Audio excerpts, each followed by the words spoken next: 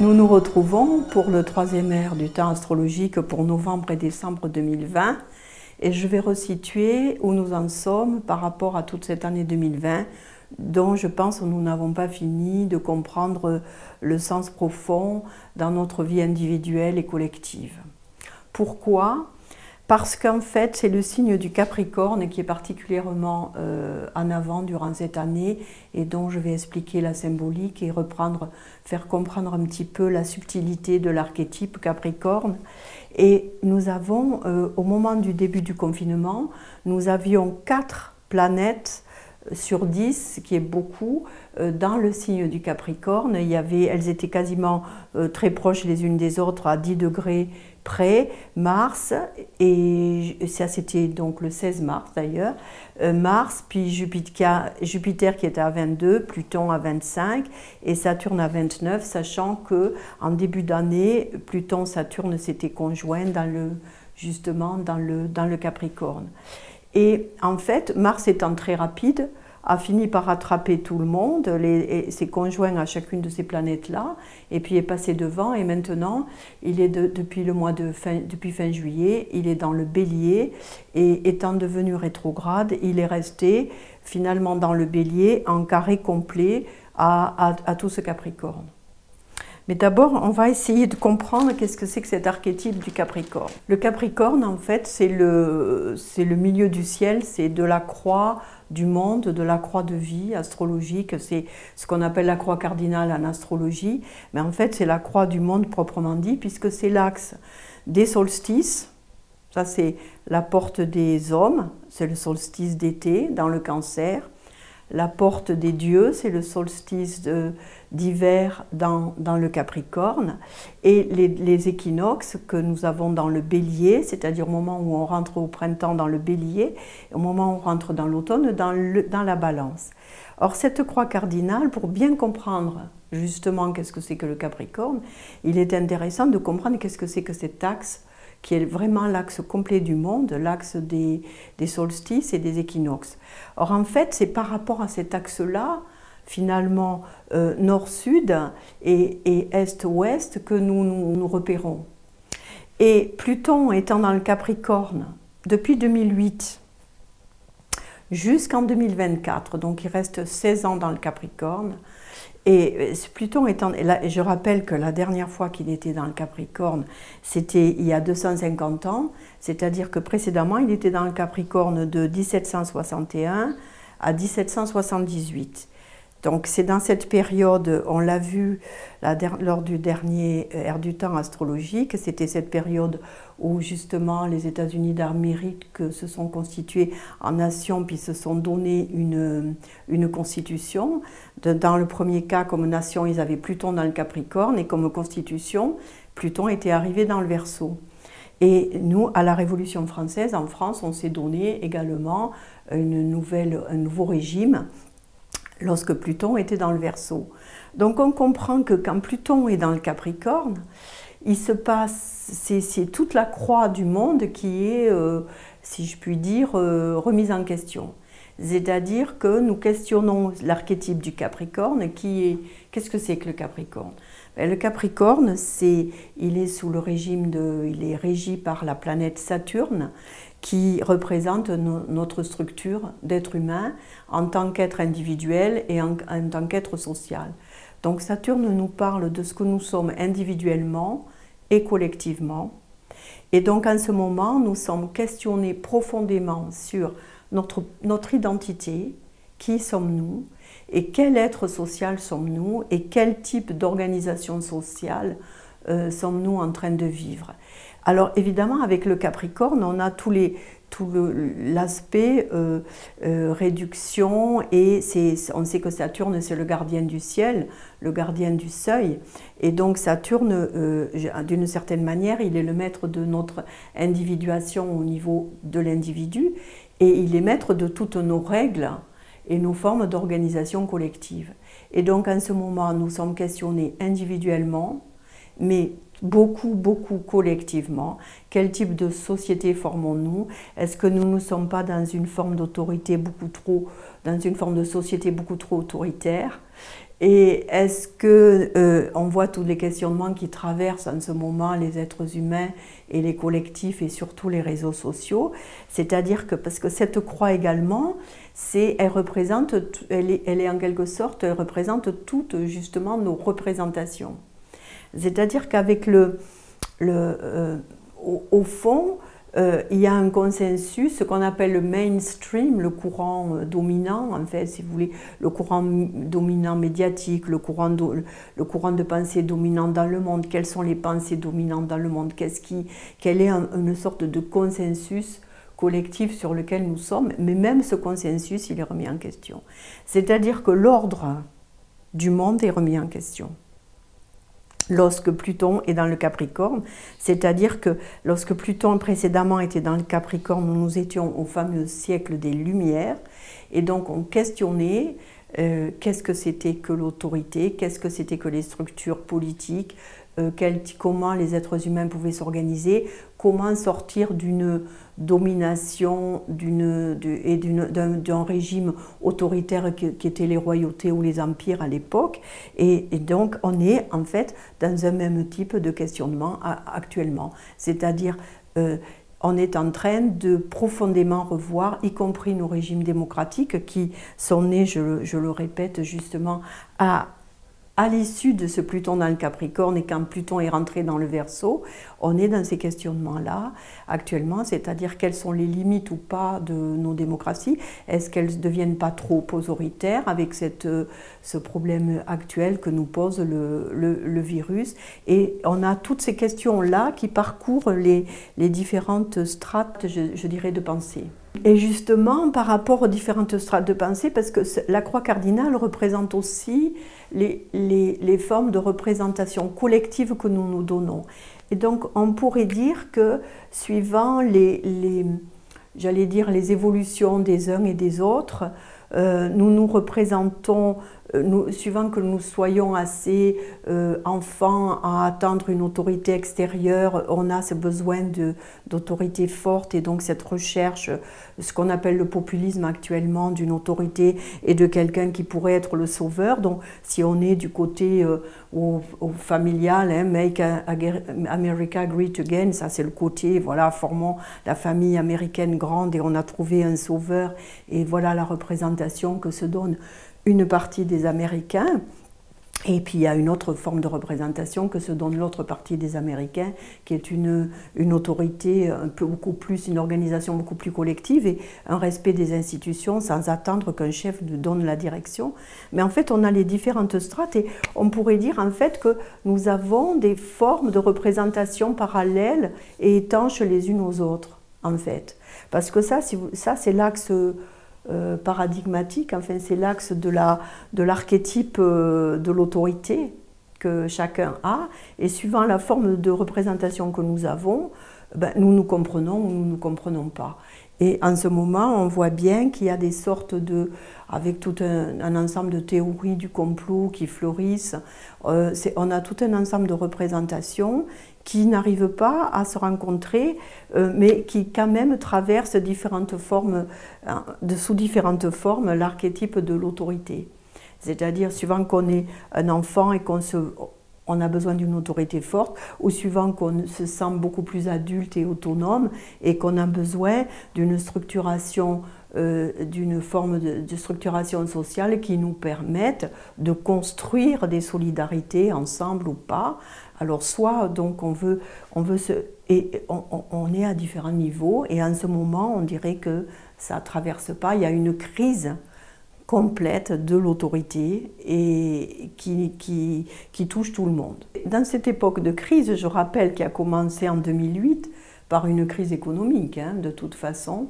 Donc on n'est pas sorti de la crise, et d'ailleurs sortons un jour de la crise, parce que la crise c'est la question qu'on se pose au centre de la croix. Ça veut dire que si on est en crise, c'est-à-dire qu'on est en recherche, et au fond la conscience n'évolue que par crise d'une certaine manière. Donc la crise que nous traversons doit et nous amène chacun individuellement et collectivement à une évolution de conscience, et ça, à n'en pas douter. Et je voudrais justement profiter de cette époque, de cette année 2020, pour introduire à l'importance des cycles en astrologie. Là, on a vu l'archétype du Capricorne qui est touché, et effectivement, beaucoup de Capricorne est touché, parce qu'on a vu il y a 4 planètes dans le Capricorne et qui se sont conjointes successivement. Et donc là, je vais faire une sorte de mini-introduction au cycle. En fait, nous avons eu déjà le 12 janvier 2020 le cycle Saturne-Pluton, c'est-à-dire la conjonction Saturne-Pluton qui a eu lieu à 23 degrés du Capricorne, et qui a commencé un cycle de 33 ans. C'est-à-dire ce cycle de Saturne-Pluton, quand ils se conjoignent, ils se conjoindront la prochaine fois, dans 33 ans en fait, en 2053. Et Saturne-Pluton, précédemment, c'était en 1982. Donc ce cycle-là, de Saturne-Pluton, est un cycle assez particulier, c'est-à-dire que il questionne justement Saturne, c'est-à-dire la structure et les formes d'organisation individuelles et collectives. Et donc, quand ces cycles durent de 33 à 38 ans, et ils marquent dans la société, ils scandent une forme d'autorité, de consensus sur l'organisation et les structures collectives qu'on se donne pendant quelque temps. Et j'ai montré précédemment qu'en 1982 s'est ouvert un cycle de mondialisation économique. Donc c'est tout un cycle de mondialisation qui s'est ouvert avec Thatcher et Reagan, et puis un peu après, ensuite, qui a gagné, y compris les pays communistes, puisque l'URSS en 89 a éclaté. Donc en fait, ce précédent cycle, c'est un cycle de mondialisation économique. Et donc avec toutes les avancées que ça a créées et tous les dégâts que ça a causés dans les nations, et la paupérisation de certaines nations occidentales, etc. Et là, avec ce nouveau cycle, qui va aller jusqu'en 2053, le nouveau cycle de Saturne-Pluton, là, il va aller jusqu'en 2053. Le nouveau cycle, qu'est-ce que ça va être? Le dernier, il était dans la balance. C'était donc dans l'aspect forme d'organisation et d'échange, le commerce international. Là, dans le Capricorne, est-ce qu'on va faire des mesures protectrices ou pas? Est-ce qu'on va organiser un nouvel ordre mondial? Comment on va s'organiser? Est-ce que les pays, comme on a commencé à le faire, les États-Unis, vont se protéger un peu plus ou continuer, etc. Donc là, on est dans la recherche d'un nouvel ordre mondial en quelque sorte, et individuel, collectif et mondial en fait. Donc c'est un autre cycle qui commence, et on voit bien qu'on n'en a pas encore l'horizon. Donc ça a commencé en 2020. Donc début 2020, un cycle de 33 ans commence, et on pourra en 2053 avoir une vision qu'est-ce que c'était que ce cycle et à quoi il nous a amené, à quoi il nous a fait réfléchir au niveau collectif, mais également au niveau individuel. Alors ensuite, on a eu un autre cycle. Ce cycle-là est un grand cycle, c'est de 33 à 38 ans, mais ensuite on a eu, Jupiter a rattrapé Pluton dans le Capricorne, et on a un cycle de Jupiter-Pluton qui s'est créé en 3 fois. Parce qu'un cycle, des fois, il peut commencer avec une seule conjonction, mais du fait des rétrogradations des planètes, quelquefois, les planètes se touchent, puis Jupiter repart en arrière, et donc elles se reconjoignent 3 fois. Et là, dans cette année 2020, on a eu, vous voyez juste pendant le confinement, la première, le cycle Jupiter-Pluton, et ensuite le 36 encore au même degré quasiment. Et dernièrement, c'est pour ça que j'en parle aujourd'hui, puisque nous sommes en ce moment à parler de l'ère du temps de novembre et décembre 2020. Mais en fait, la dernière conjonction Jupiter-Pluton a eu lieu juste avant la nouvelle lune du moment, qui était le 15 novembre. Cette conjonction a eu lieu le 12 novembre à 23 du Capricorne. Et ce qui est on va voir qu'est-ce que c'est que ce cycle et qu'est-ce qu'il veut dire, mais ce qui est très intéressant, c'est que on est dans les mêmes degrés que cette conjonction Saturne-Pluton, on est dans les mêmes degrés de 23 degrés du Capricorne, donc on va en regarder la symbolique particulière pour déjà comprendre de quoi il s'agit. Et cette symbolique est très intéressante. Je vais la lire parce que ça sort des degrés symboliques. Donc, chaque degré du zodiaque, chacun des 360 degrés du zodiaque a une symbolique qu'on peut trouver qui a été travaillée par différents types d'astrologues ou de médiums. Et cette symbolique peut parler un petit peu à tout le monde et on doit interroger cette symbolique en nous pour savoir qu'est-ce qu'elle nous dit individuellement et collectivement. Cette symbolique, écoute, elle est la suivante, très étonnante quand même. Un soldat reçoit 2 distinctions pour sa bravoure au combat. Donc il s'agit d'un soldat, il a 2 distinctions pour sa bravoure au combat. Donc déjà, il y a l'idée de combat, l'idée de bravoure et de distinction. Et ça nous parle donc d'accord possible entre la société et l'individu, et d'équilibre de confiance qu'il doit y avoir entre chaque individu et la société. C'est-à-dire, ça nous parle d'une sorte de récompense et donc de relation de confiance entre l'individu et le collectif. On est vraiment dans du Capricorne. Or, vous voyez, en ce moment, on n'entend pas beaucoup de confiance, on entend beaucoup de défiance. Et donc, à travers cette expression de la défiance des individus pour les décisions des gouvernements, les décisions des structures, les décisions qui sont des autorités supérieures, ou même y compris peut-être familiales, aller savoir dans les familles ce qui se passe. Sans doute qu'il y a aussi là des crises de défiance et de recherche de nouvelles confiances. Et donc en fait, cette crise de défiance nous amène à la recherche peut-être d'une nouvelle confiance. Comment peut se construire une confiance entre l'individu et le collectif? Et quant à l'idée de distinction du soldat, on peut le voir en ce moment quand même. Par exemple en France, on voit bien qu'il y a eu effectivement des combats, qu'il y a eu du terrorisme, il y a eu cette recherche, donc par exemple faire rentrer Maurice Genevoix au Panthéon, c'est donc une sorte de distinction d'un Français qui a su à un moment donné exprimer ce qui s'est passé pendant la guerre de 14. Et puis il y a eu tous l'hommage aux victimes des attentats récents. Et on voit qu'il y a cette recherche de confiance et de distinction.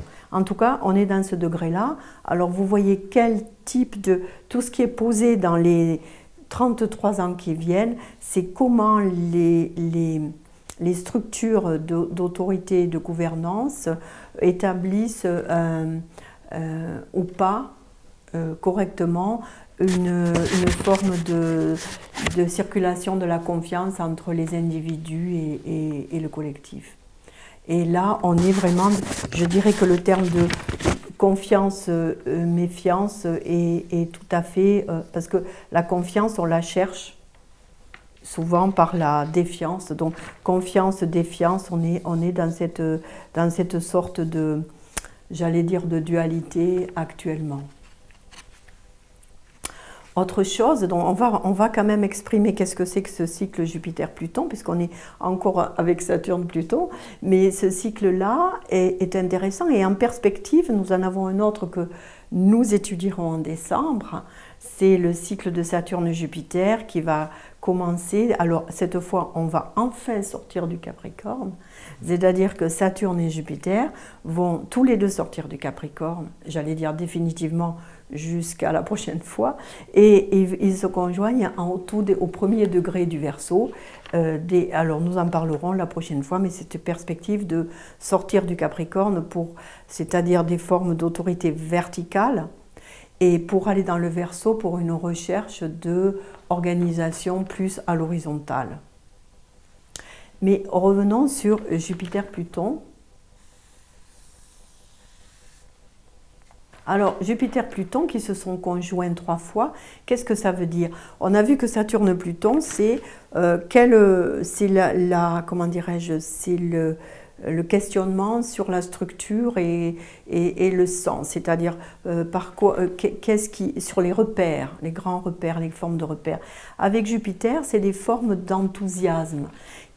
Avec Jupiter, si avec Saturne, on est dans l'autorité verticale et dans une forme de rigueur, avec Jupiter, on est plus dans l'enthousiasme, la recherche de compréhension, la recherche de sens en commun, et quelquefois dans la forme de la recherche d'autorité charismatique.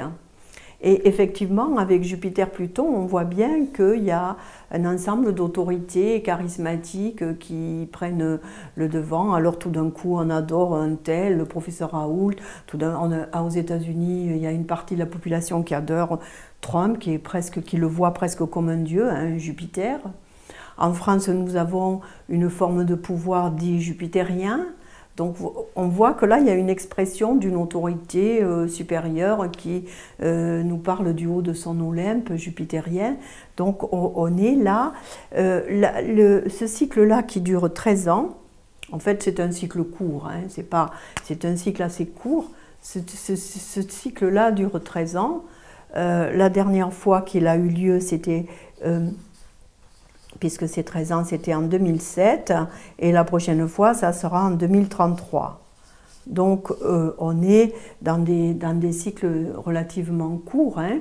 Et là, en ce moment, c'est dans le Capricorne, donc c'est peut-être là qu'on peut voir la recherche absolue et quasiment religieuse d'un chef et d'une autorité, et aussi en quelque sorte une sorte de confusion entre le politique et le religieux qui fait que même on arrive à penser que certains dirigeants pourraient être des envoyés de Dieu sur terre, quoi. Et en fait on voit une sorte d'exaltation avec cette conjonction Jupiter-Pluton, ou de recherche exaltée d'une autorité qui serait supérieure et qui pourrait convenir. Alors, c'est quand même intéressant à se rendre compte que 3 fois, ces 2 planètes se sont conjointes et nous questionnent. Et cette fois, c'est dans le Capricorne. La prochaine fois, la dernière fois, en 2007, c'était dans le Sagittaire. Et en 2033, ça sera dans le signe du Verseau. Et c'est très intéressant parce que chaque fois, comme Jupiter a un cycle de 12 ans, il rattrape Pluton au bout de 13 ans, parce que pendant ce temps, Pluton a avancé, et il rattrape Pluton au bout de 13 ans. Et donc, chaque fois, la conjonction, le cycle commence dans le signe du zodiaque suivant. Donc, en 2007, c'était, si vous voulez, une sorte de recherche religieuse d'une autorité, c'est-à-dire avec ce qu'on a vu, la montée des fondamentalismes, hein, et donc le questionnement par rapport à ça, quelle est notre croyance, à quoi croyons-nous, et maintenant, dans le Capricorne, à quelle autorité croyons-nous, parce qu'avec Jupiter, c'est de la croyance. Avec Saturne, c'est la loi, mais avec Jupiter, c'est de la croyance. Et donc, à quelle autorité croyons-nous et à quelle autorité nous rallions-nous avec enthousiasme ou pas? Et donc là, cette fois, c'est dans le Capricorne. Dans le Verseau, en 2033, ça ne sera plus une question d'autorité, ça sera une recherche collective de à quel groupe nous rallions-nous pour construire quelque chose ensemble et peut-être un monde futur. Donc on voit qu'on est en plein dans les recherches de passage entre le Capricorne et le Verseau. Comme j'ai annoncé que je souhaitais faire une introduction au cycle à l'occasion justement de toute la convergence de ces planètes dans le Capricorne et de tous ces cycles qui ont commencé dans le Capricorne, je veux juste amener une réflexion là-dessus. Parce que l'astrologie, c'est l'étude des cycles individuels et collectifs. Et en fait, c'est l'étude des cycles individuels et collectifs au niveau planétaire. Et si on met les planètes les unes après les autres dans le sens du Soleil, de celles qui sont proches du Soleil et celles qui sont le plus loin, nous avons donc le Soleil, puis nous avons Mercure, puis nous avons Vénus, puis nous avons la Terre, que je vais dessiner comme ça, avec la Lune qui lui tourne autour, et donc on prend, en astrologie de l'âme, on prend la Terre également, en astrologie habituelle, on prend la Lune, mais en fait, on est là, donc, puisqu'on travaille sur les cycles de lunaison, on voit bien de quoi il s'agit. Alors ensuite, après la Terre, nous avons Mars, puis nous avons Jupiter, Saturne, puis Uranus, Neptune et Pluton. Assez intéressant de le voir comme ça parce que Uranus, Neptune et Pluton sont ce qu'on appelle les trois planètes transpersonnelles que on a découvertes qu'à partir de la fin, Uranus en tout cas, à la fin du XVIIIe siècle. Et donc ça, c'est les planètes de l'inconscient collectif. Elles ont des cycles très longs. Hein, et donc c'est des planètes de l'inconscient collectif. Avec Jupiter et Saturne, on a les planètes qui nous amènent plutôt au conscient individuel. Ici, jusque-là, nous avons ce qu'on appelle les planètes de l'individu, et là, les planètes du collectif. Et puis ces deux planètes, Jupiter et Saturne, qui vont créer un cycle, on le reprendra la prochaine fois, qui vont faire un nouveau cycle en 2020, sont des planètes charnières en fait, qu'on pourrait faire comme ça, on pourrait faire un sablier dans ce sens, c'est-à-dire que Saturne est l'arbitre entre l'individu et le collectif, c'est-à-dire il explique comment nous nous individuons entre les inconscients collectifs puissants et puis l'inconscient individuel, et donc on a avec Jupiter et Saturne la charnière. Or en fait au niveau cyclique, on va les associer, comme on associe la Lune et le Soleil pour faire les cycles de lunaison, au niveau cyclique, on va associer les planètes 2 à 2 pour faire des cycles. Et très simplement, on va se rendre compte que si on associe Pluton et Neptune, là, celle-ci d'abord, Pluton et Neptune, si on les associe, ça fait un cycle de 500 ans. Donc ensuite, si on associe Neptune et Uranus, nous avons un cycle de 172 ans. Et si on associe Uranus et Pluton, nous avons un cycle qui est un petit peu irrégulier, mais qui est autour de 130, 138, 140 ans. Voilà. Et en fait, là, déjà, on a trois donc, et nous avons commencé un cycle de Pluton-Neptune en 1892. Et la dernière fois, c'était en 1399. Et donc, nous sommes, ce que j'expliquais précédemment, en ce moment, dans une période analogue à la Renaissance.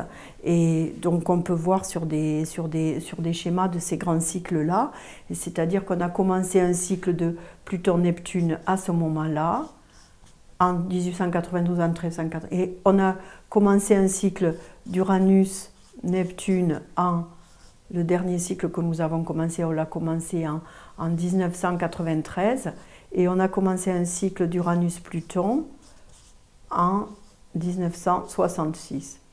Et en fait, là, on a tous les grands passages, les grands moments, si on veut aller dans une étude historique, en fait. Mais nous revenons à des cycles qui concernent un peu plus l'individu, c'est-à-dire des cycles où, quand on a associé Saturne et Pluton, dès qu'on commence à associer Saturne et Jupiter, on est là dans les planètes charnières entre le collectif et l'individu. Et donc les cycles que nous avons étudiés de Jupiter avec Pluton, de Saturne avec Pluton et de Saturne-Jupiter sont plus déjà dans les cycles de l'individu. Pour illustrer ce que je viens de dire, simplement pour avoir une perspective historique, parce que c'est ce que j'exprimais dans la télé de Lilou, qui était un petit peu rapide, c'est en fait on est dans une période complètement analogue à la Renaissance, c'est-à-dire que nous sommes en ce moment entre 1939 et 2039 dans cette période de plateau du cycle Pluton-Neptune, de 1892 à 2385, un cycle de 500 ans, et on est dans la période identique à ce qui a été appelé la Renaissance, c'est-à-dire qui a commencé à peu près à partir de 1450 jusqu'en 1560, c'est-à-dire cette période qui était le cœur de l'émergence d'une nouvelle civilisation, en quelque sorte, qui s'est exprimée à la Renaissance. Mais là, on est dans la phase de l'émergence aussi de quelque chose de nouveau, et on voit bien la crise dans laquelle nous sommes, une crise des valeurs, une crise de l'autorité.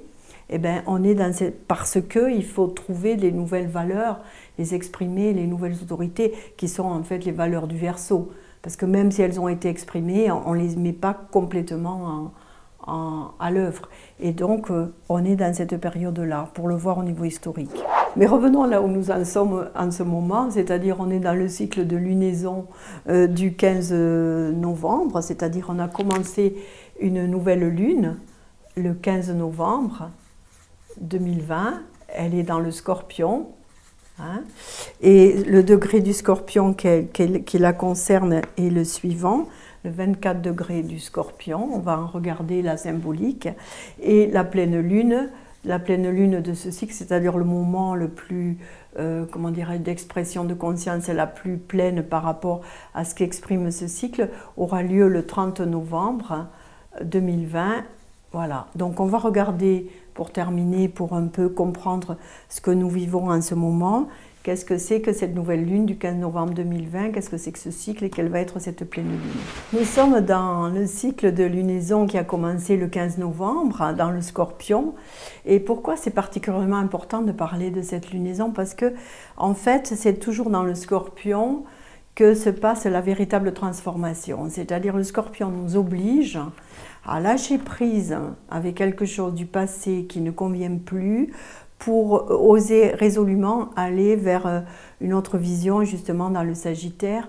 Et donc ce passage ne se fait qu'en rentrant profondément en soi-même et en faisant une sorte d'examen de conscience et surtout en osant laisser tomber, en ne s'accrochant plus à du passé, à des formes, en osant lâcher des formes anciennes pour aller vers des formes nouvelles de notre vie.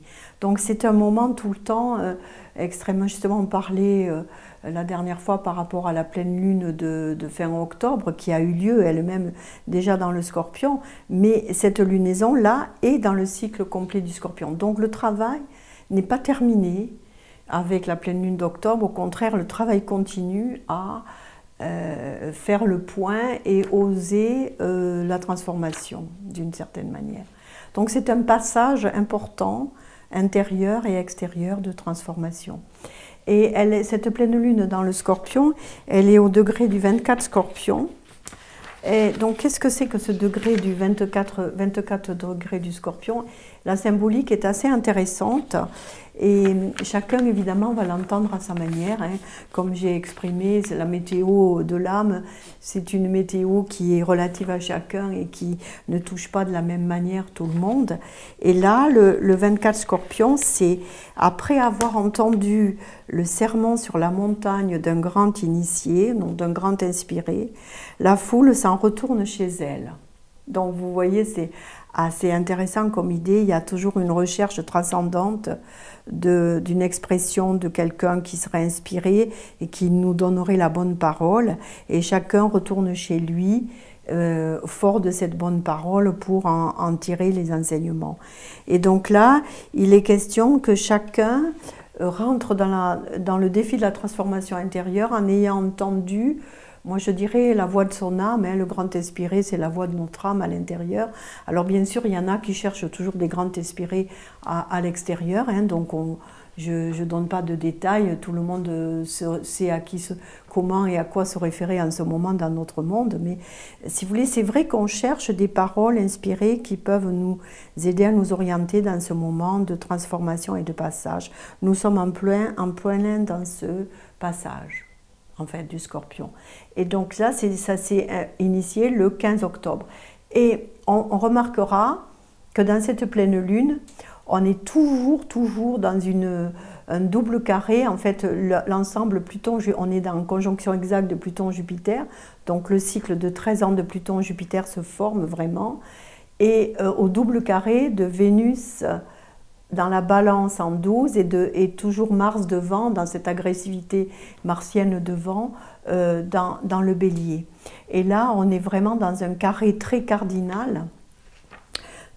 On doit faire le deuil de certaines associations et de certaines formes d'organisation avec l'autre pour se positionner dans la maison de la santé, justement en 6, et savoir être, comment dirais-je, être déterminé dans ce que l'on est profondément. Voilà. Et surtout sortir, on est tout le temps dans ce carré très agressif de Pluton-Jupiter à Mars qui est devant. Et là, il est demandé de faire le point intérieur et d'écouter justement la voix intérieure pour sortir de la colère et du ressentiment et se sortir résolument vers une action peut-être plus inspirée, peut-être aussi collective, mais j'allais dire pour vraiment politiser notre action et ne pas la retourner contre nous dans de la colère ou du ressentiment. J'appelle politiser notre action, c'est-à-dire la positionner individuellement et collectivement dans un véritable but de transformation et pas dans un but de revendication, ce qui peut être stérile, mais dans un but constructif.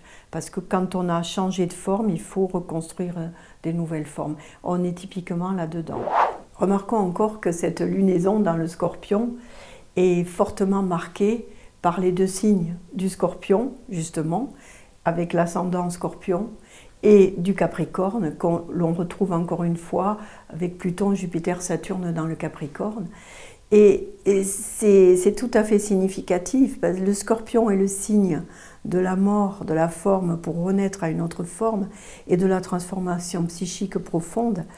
Et le Capricorne est un signe beaucoup plus subtil, beaucoup plus initiatique, et il nous parle de la séparation entre le monde des vivants et le monde des morts, et il nous parle de la confrontation avec la mort, d'une certaine manière, au sens réel du terme, et c'est bien ce à quoi nous sommes justement en ce moment confrontés. Et remarquons justement qu'on pourrait espérer sortir du confinement avec le fait que et Mercure et Mars sont redevenus directs, mais vu la position de Mars en 6 opposée à Vénus en 12, qui est l'axe 6-12 de la santé physique et psychique, il est peu probable que le système médical et que la maladie proprement dit et tout notre système médical soit allégé en tout cas, il va falloir attendre au moins le 14 décembre. Ce passage dans le Scorpion, alors qu'on est dans un amas dans le Capricorne, est tout à fait initiatique et vraiment, c'est vraiment typiquement le travail intérieur et extérieur en même temps que doit réaliser l'être humain, c'est-à-dire toujours revenir à lui avant de ressortir dans le monde pour agir et en faire quelque chose. Et la pleine lune nous parle dans ce sens, c'est-à-dire que la pleine lune elle-même va être dans le Sagittaire Gémeaux, elle a cette pleine lune du 30 novembre, le soleil sera dans le Sagittaire, donc le soleil sera sorti du Scorpion, il y aura une vision qui se sera dégagée, et une compréhension peut-être nouvelle qui se sera dégagée, une nouvelle structuration de notre vision et de notre pensée, qui j'espère sera beaucoup, c'est dans l'axe 5-11, donc qui sera beaucoup plus créative et beaucoup plus ouverte. Donc à partir du 30 novembre, on devrait pouvoir sortir de la séquence intériorisation obligée, et donc on pourra commencer à voir les perspectives qui vont se dessiner autour du solstice d'hiver dont nous parlerons la prochaine fois.